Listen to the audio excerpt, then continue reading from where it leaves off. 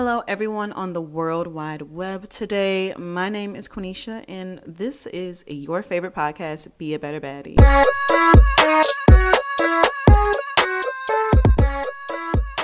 So today we're going to be wrapping up ABCs for Baddies. It is a bittersweet recording because, I worked so hard on these ABCs. I've literally been thinking about them and writing them and rewriting them, revising, editing for such a long time. So the fact that I'm done with them, I am excited because y'all have no idea how much mental energy it takes, but I love doing this mental energy. I love thinking this way. I love thinking of different ways that I use to improve my life and what I think would help you guys. So it has been a beautiful process, especially the feedback I've been getting / the people I see listening to it. So thank you. If you do want to give me actual feedback, though, that'll be great. All of my contact information is in the show notes. But today's our last one, and we are going to do, the podcast isn't ending by any means, because it also sounds like the podcast is ending. It's not. This is just the last day of this particular series. And I think I want to do another series. So last part of ABC's letters U through Z.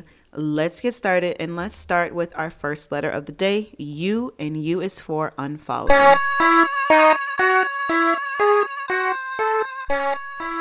In this giant world of options, there is never a reason for you to see something you don't want to see. Unfollow, unsubscribe, on whatever is not for you anymore. In real life, but specifically in social media. In this big old world of options, there is no reason for you to follow someone or some page that truly triggers you, makes you feel bad about yourself, or you don't agree with, or there is just no reason for it, okay? You should be able to get on your Instagram, your TikTok, or whatever, and scroll and just be fine. You should be able to see the things, because that's the beauty of it. You can curate your own world. Now, sure, there's beauty in that, but there's also harm in that because you're not seeing other opinions. But let's be real. Social media isn't really the best place to go and look for that if that's what you're lacking in your life, So if there's a person or a page or anything that triggers you, it puts you in a place where you feel like you need to compare your life to their life, or all you do is complain when you see them post, or if you are just no longer interested in their content, unfollow them. And I understand that sometimes that it can be, for instance, an old friend that you don't really talk to anymore. You don't necessarily have to unfollow them. You can mute them if you want. If unfollowing them is just a little too much for you, you're not ready for that, you can mute them.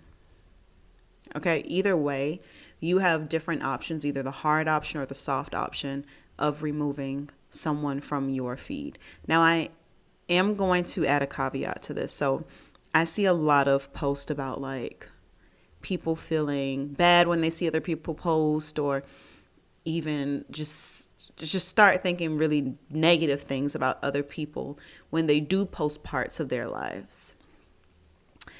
I believe you can unfollow, but I think you also need to reflect.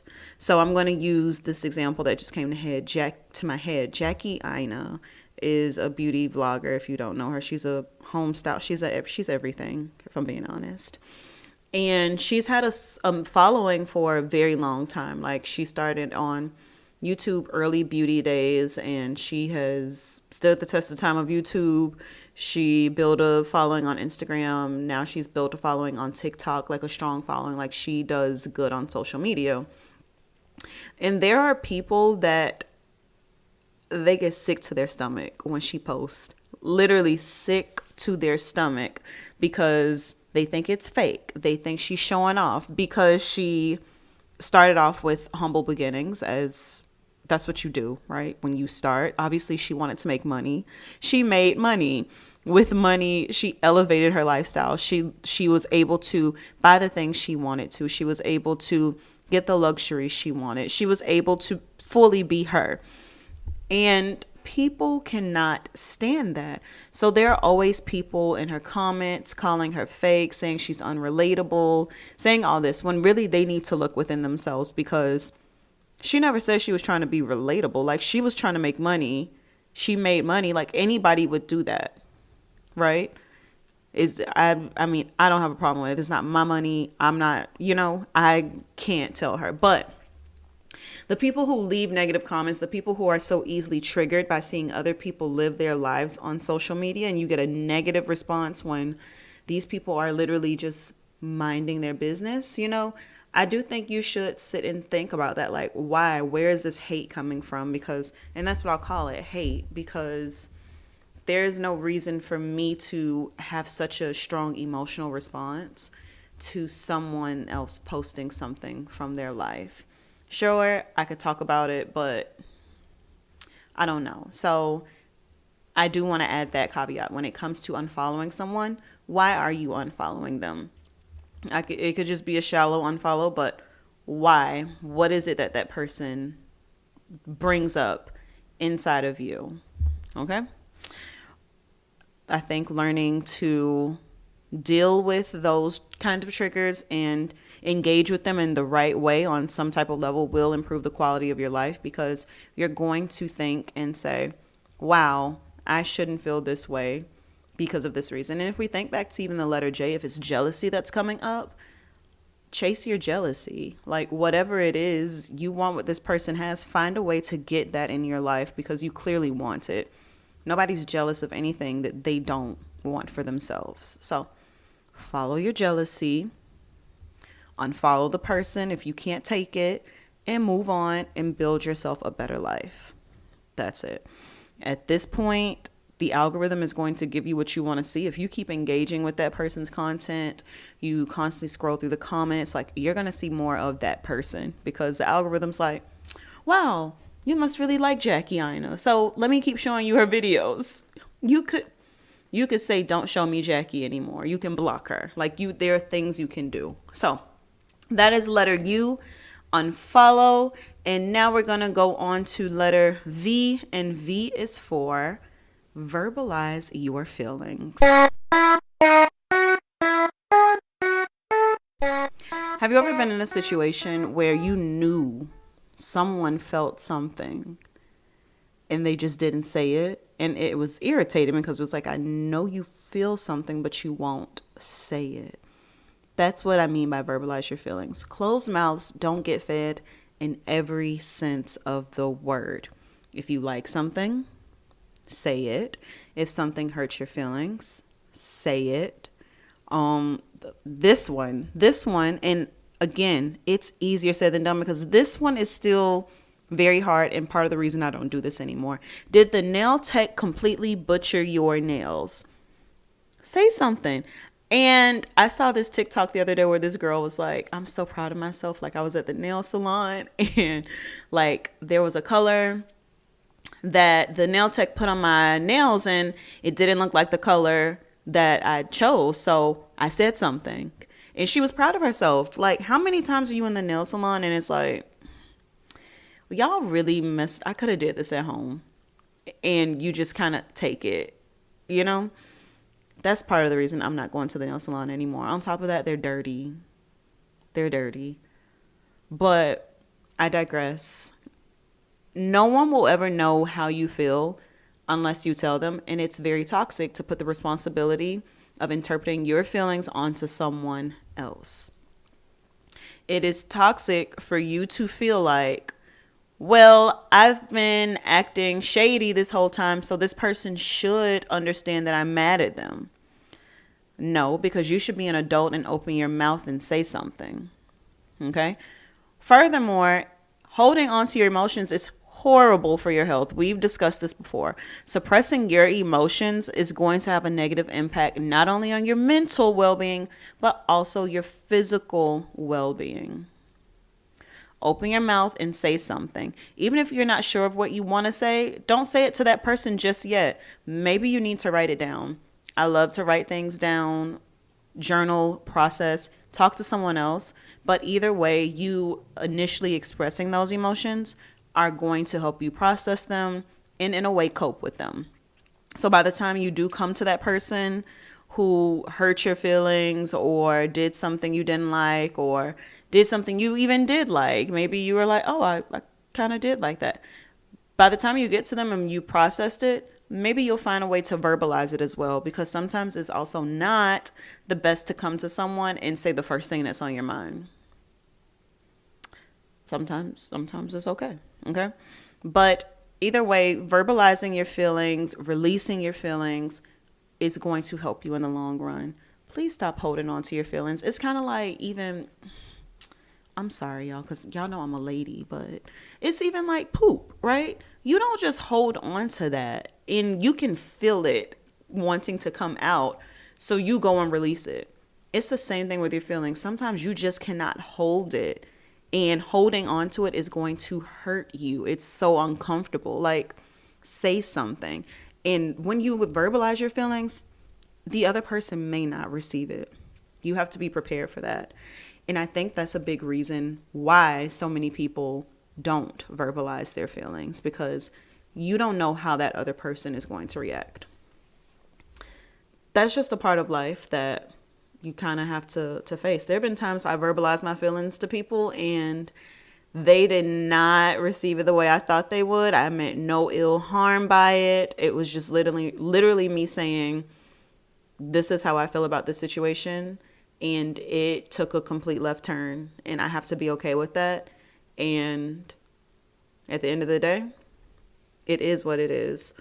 Not everything will be peachy key. I just heard this. I'm so tired. I know y'all tired of me, but y'all already know I do majority of my quote unquote research on TikTok, but I do take it outside of TikTok. Oh no, this wasn't on TikTok. Actually, it was a YouTube video. But this girl just said, like, we have to be okay with knowing that we will traumatize people. It's not our intentions, but in our lifetime, humans traumatize humans. Some of it is on purpose. Some of it is not on purpose. And we also have to be okay with knowing that we will be on the receiving end of trauma. Some of it is on purpose. Some of it is not on purpose. 'Tis is life. No one lives a life of happy sunshine, butterflies, and perfection. Nobody. So, verbalize your feelings, Baddie. Let's go on to W. And I feel like we got real deep at the end of the alphabet. So this is an episode you definitely need to share with somebody. So send this to your bestie right now. Say, girl, have you heard Be a Better Baddie? Let her know. Now, let's go on to W, which is water your own grass. Now, when I wrote that water your own grass for W, I immediately thought of As Told by Ginger's theme song by Macy Gray. And if you don't know it, I'll recite it for you right now. Someone once told me the grass was much greener on the other side. So I paid a visit, and it's possible I missed it. It seemed different, but exactly the same. Yang. Till further notice, I'm in between. From where I'm standing, my grass is green. So thank you for listening to my rendition of that. It's a really, really great song. If just go on YouTube and literally listen to the song, if my rendition was too good for you. But essentially, Ginger is saying in her theme song that she heard that the other side was looking good, right? Like over there, they had money, they got clothes, they got everything, right? So she decided to pay a visit to the other side. She was like, well, let me go over and look at the other grass, because y'all saying my grass is not as good. Like, let me look over here. She went over there and she looked, and she just kind of looked and compared both, right? She said she stood in the middle. This is my interpretation. She stood in the middle. She looked at both and she was like, my grass kind of look good. Like, my grass is green. So you, my wonderful baddie, let's bring it back. Water your own grass. Okay, stop looking at other people's lawns saying, oh, their grass looks good. If you're not even taking care of your lawn, you haven't watered your grass, you haven't put fertilizer in it. I think that's what you do with grass. You have not cared for your grass, but the other people, they may take care of their grass, and their grass is greener than yours. But if you're not watering your own grass, if you're not taking care of your own priorities, your own needs, your own well-being, then of course you're going to be overly concerned with the lives and circumstances of others. So focus on yourself and your grass instead of other people. Okay.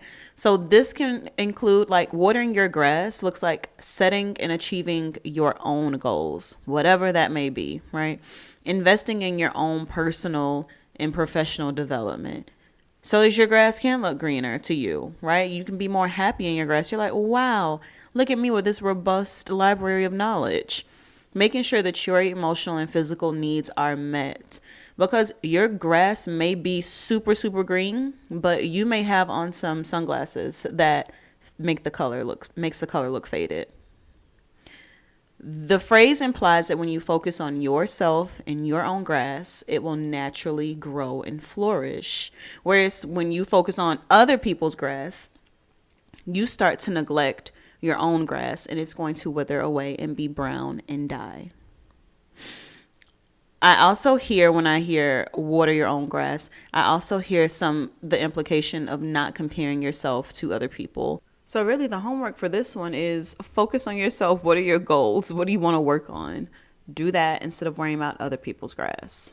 All right. Let's go on to our next letter, Baddie. It is X, and X is for experiment.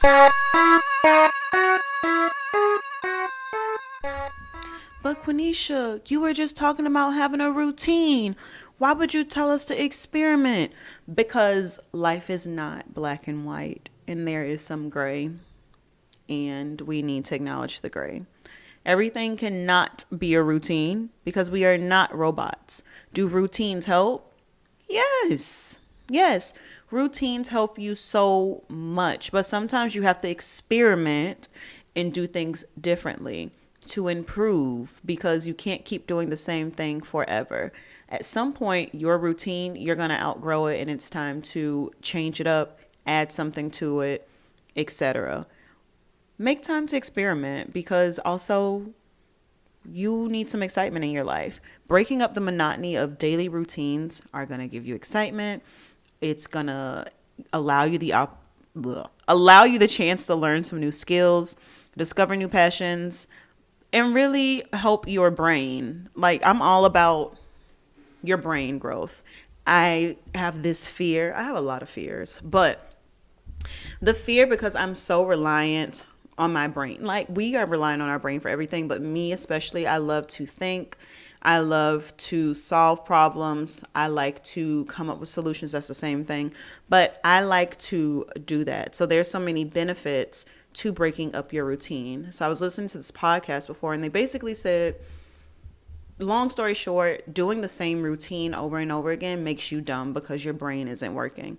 So if I know what my routine is all the time and I'm doing the same thing over and over again, my brain, the little connections between my brain, they're not getting any new sparks to activate new brain juices to flow. So what's my brain doing? It's sitting there, not doing anything. Let's activate the brain. Let's get the brain going. Let's experiment, okay? You can do this by taking a different route home. Sometimes I'll be like, I'm bored. I'm just going to take a different way home. Or whenever you're going somewhere else, like, take a different way. Sometimes I'll even turn off my GPS and try to figure it out until I feel like I am lost or whatever. Like, try that. Trying a new recipe. We're used to cooking the same things over and over again. Try some new food with some new flavors. Let your brain interpret that. Attempt a creative DIY project. I was in Michael's earlier, and I'm trying to save some money right now, but they have so many things in there for DIYs. Like, I already have enough of supplies. I'm gonna just paint. I don't need to buy any new things to paint. I'm gonna paint the canvases I have. But anyways, try a new makeup routine. Learn how to do makeup. Watch a YouTube video. Try to follow somebody. Text someone you don't usually talk to. This can be awkward. choose wisely if you choose to do this one. Try a new workout. There are things you can do. You ultimately want to have a routine, but disrupt that routine, especially the ones that you've unintentionally created, so that you can stimulate your brain and create some new connections in your brain, okay? Experiment, baby girl. Okay. X was for experiment and Y is for yes. But Quenisha, you just told us to say no earlier. N was for no. And I'm going to say the same thing. You're right. N is for no still, and Y is for yes. Because you have to learn how to say both. Some of us are in the constant state of saying no to things, and we have such firm boundaries set up that saying yes is very, very hard. Some of us say yes way too much. We're too loose with our boundaries that it is hard for us to say no. So learn how to do both. Learn how to do both. So yes, learn how to say yes more. We always hear these messages and I preach them as well, right? Protect your peace. Put yourself first. Cut off that person. That we don't realize that we've said no to new experiences, new collaborations, new people, anything fun, right? Well, not even necessarily fun, but just new opportunities. We've cut ourselves off because we've said no for so long. So it is okay for you to say yes to some things. Not everything warrants a yes. You don't need to be in every space. Every space doesn't need to see you. But you should be in some spaces. If something intrigues you, if you feel like you haven't said yes in a long time, start to say yes. We finally made it. Our last letter, and that is Z. And Z is for Z's, aka go to sleep. Go to sleep. I did an entire episode about sleep hygiene. Sleep hygiene is important, just as every other letter in this alphabet. I feel like I've said everything important because it takes so much to be a fully functioning, thriving human being. Like, you want to be happy, you want to be productive, you want to have thriving relationships, you need to go to sleep. All of these other things that I've talked about, saying yes to people, creating a routine, having an abundance mindset, none of that happens if your brain has not rested and reset, and your body has not rested and reset. Go to sleep, because the quality of your sleep is so important. It's linked to your physical and your mental and your emotional well-being. So sleep hygiene, I'm going to encourage you to go back and listen to that episode. But some things that I did do to encourage my sleep hygiene is wearing comfy pajamas, or wearing pajamas at all. You know, if we sleep in our regular clothes or the clothes we've worn all day, at least for me, it doesn't signal that it's time for me to go to sleep. So definitely wear some nice pajamas. 2 is get rid of the light in your room. I will wear a sleep mask because I can't get rid of all the light in my room, because I like to also sleep with night lights, because I get up in the middle of the night and I need to be able to see something. 3, personalize your do not disturb settings. This is according to your phone, but I have my phone on do not disturb when I go to sleep, but I feel very anxious about being cut off or not having people being able to reach out to me. So I have settings on my phone where I can get certain notifications from certain apps, and phone calls from certain people can just come straight through. 4th thing I do is lower the temperature. I have the AC on and I'll have the fan on me. I'd rather be too cold than hot in my sleep. That's it. Number 5 is to make sure I engage in some mental or physical exercise throughout the day.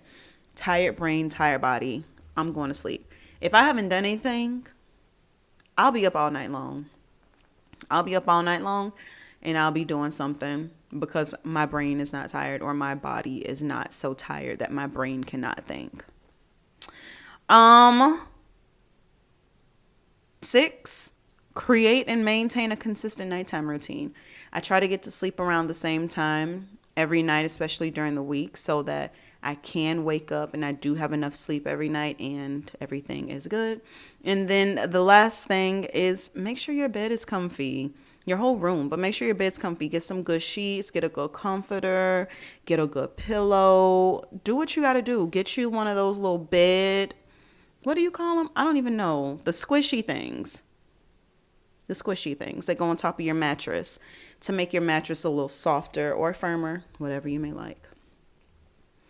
But I do go into more detail about those things in my podcast. I think it's called 10 Sleep Hygiene Tips for Baddies. So that is the end of our ABCs for Baddies. I hope you have a beautiful, positively productive day or night or afternoon.